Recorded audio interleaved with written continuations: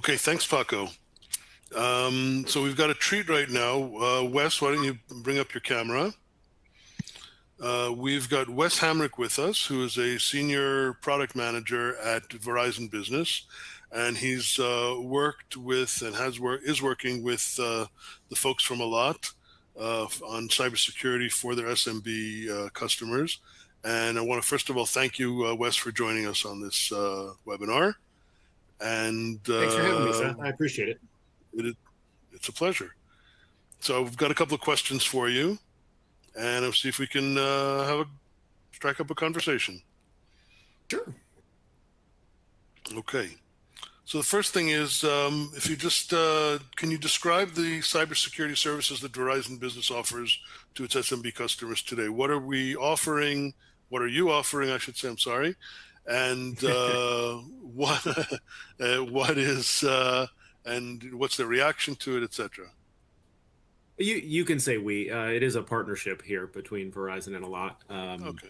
You guys are a big part of what we do here with Verizon Business Internet Secure and Verizon Business Mobile Internet Security, both of which are attached to our network services. So VBiz, as we tend to call it, is attached to our FWA product, our fixed wireless access, and VMiz it goes on the actual mobile device itself, all of which we provide ransomware.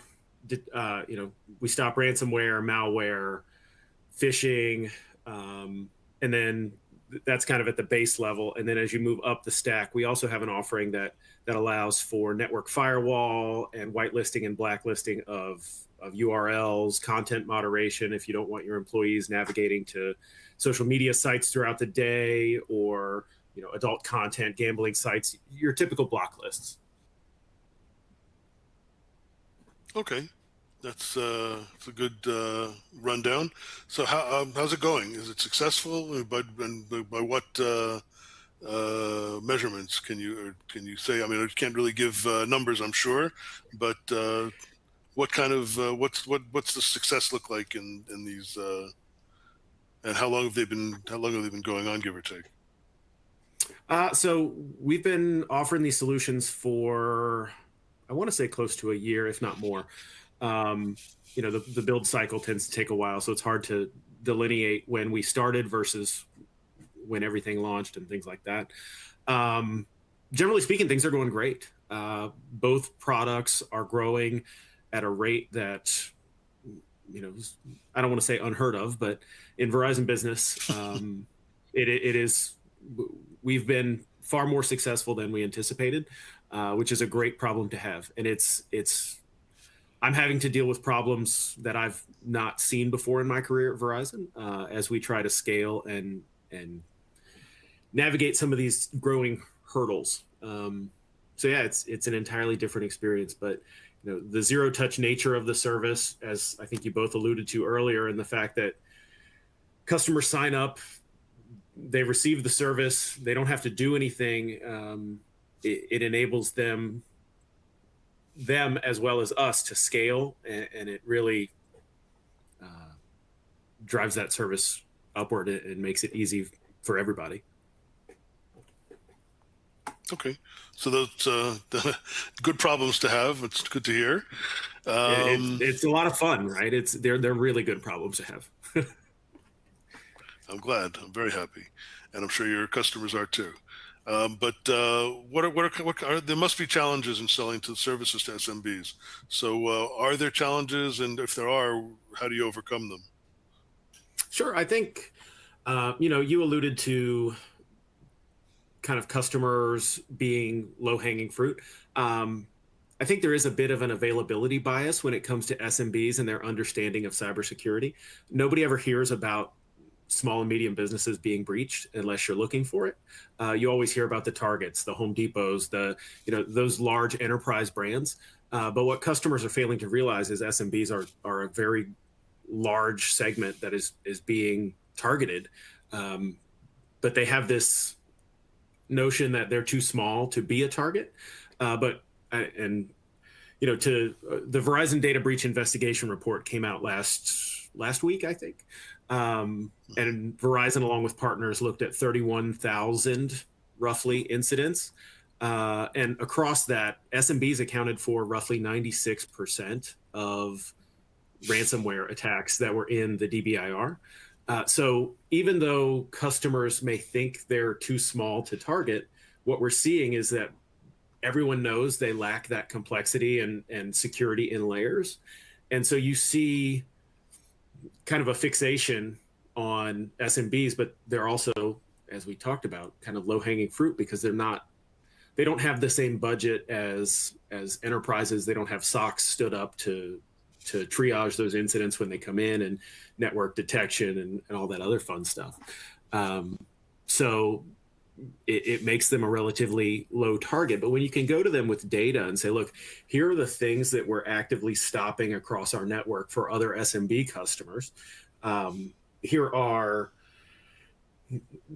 incidents that we've looked at over time and what we tend to see in the SMB market against customers your size. It makes it really easy to go to them and say, kind of, you may not think you're a target, but for a relatively small amount of money, we can protect you from all of these things, including ransomware and phishing and malware, and really help kind of facilitate some level of security within your business. I mean, most of what we're seeing from the DBIR has to do with unpatched systems, something that I hope a lot of enterprises, I mean, you go back in the history of cybersecurity, I think patching is the biggest bane of everyone's existence and always has been. But if we can prevent that malicious traffic from ever making it onto the customer network in the first place, that's a really compelling story to tell. Right. It's really interesting what you just said there about not knowing about the SMB breaches and such. It's not news to say that small business was breached. It's just not going to make national news. Not going to make headlines. And that's right. Nobody's going to know that the local coffee shop got a ransomware attack, and like it's just not talked about. Yeah, that's definitely a challenge. All right, but when you have the numbers, it makes a difference. All right, so can you tell me anything? What is unique about selling to the cybersecurity services to SMBs, as opposed to, say, to